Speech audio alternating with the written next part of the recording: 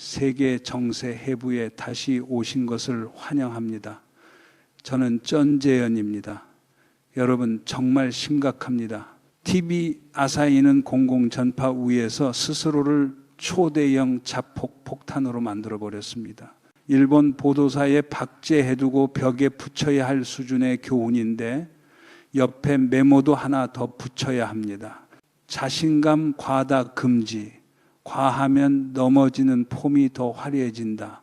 그들이 조용히 그리고 집요하게 노린 목표는 하나였습니다. 다카이치 사나의 총리를 결정적으로 실각시킬 스캔들을 만들어내는 것.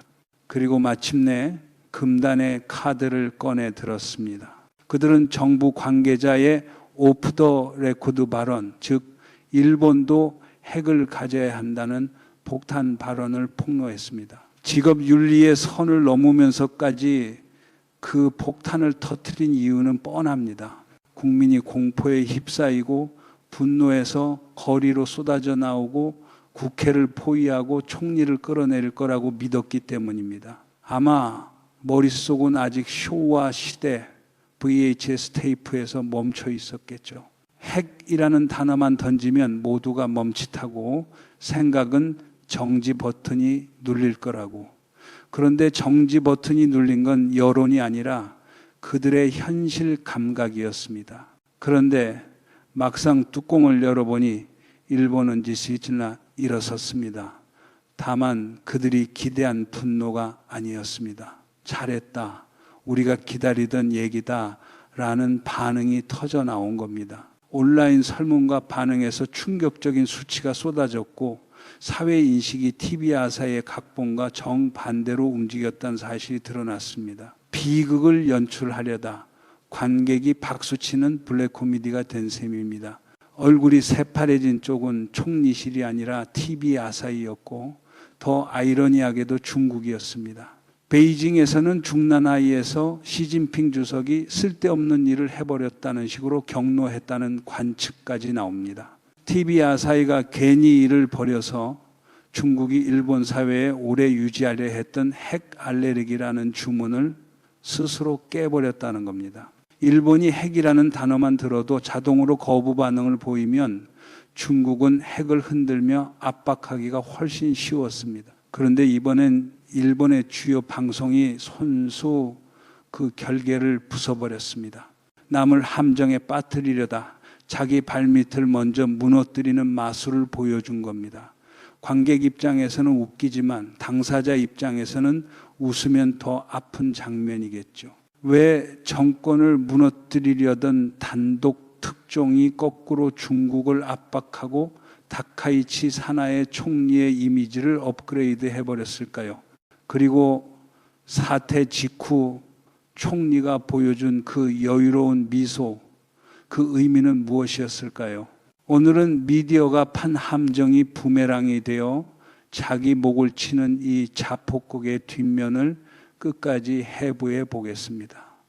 웃으면 안 된다고 말할수록 더 웃음이 나는 뉴스의 시작입니다. TV 아사히가 너무 크게 저질러서 웃음이 나왔다면 좋아요를 눌러주십시오. 그리고 편향 보도에 밀리지 않는 총리를 응원하고 싶다면 지금 채널 구독을 부탁드립니다. 여러분의 한 번의 클릭이 스스로를 심판자라고 믿는 올드 미디어에게는 가장 강력한 현실 교정이 됩니다. 규칙을 가르치려 들다가 정작 규칙 앞에서 미끄러지는 모습만큼 설득력 있는 풍자는 없으니까요. 이제 처음으로 돌아가 봅시다. 오프 더 레코드는 신뢰 계약입니다. 정치인과 관료가 공개석상에서 말하기 어려운 속사정과 배경을 기자에게 설명하고 기자는 쓰지 않겠다고 약속하는 대신 더 정확하고 깊은 정보를 얻는 최소한의 룰입니다. 그걸 깨는 건 친구가 여기서만 말한다라며 털어놓은 비밀을 다음날 확성기로 거리에서 외치는 것과 같습니다. 언론계에서는 이를 직업적 자살이라고 부릅니다. 한번 신뢰를 잃으면 다음부터는 보도자료 복사와 상상력만 남기 때문입니다. 즉 특종이 아니라 자기 창작만 남습니다. 그런데도 TV 아사히가 왜 그랬을까요? 조급함과 절망입니다. 매일같이 정권의 약점을 현미경으로 찾았지만 무게감 있는 것이 나오지 않았습니다. 코너에 몰리자 금기였던 단어 핵을 겨냥했습니다. 그들은 그 단어만 던지면 사회가 자동으로 멈추고 들끓을 거라 믿었습니다. 하지만 내의와 시대의 일본은 다릅니다. 우크라이나의 비극을 보고 북한의 미사일을 보고 중국의 공격적 움직임을 보면서 많은 사람들이 차갑게 깨닫기 시작했습니다. 힘이 뒷받침되지 않는 정의는 너무 쉽게 부서진다는 사실을 말입니다. 특히 러시아와 우크라이나 전쟁을 보면 평화라는 단어가 때로는 포탄 소리와 함께 포장지처럼 쓰이기도 합니다. 그 현실을 본 사람들이라면 금기어 하나로 생각이 멈추지 않습니다. 중국에게 더 불리한 것은 타이밍입니다.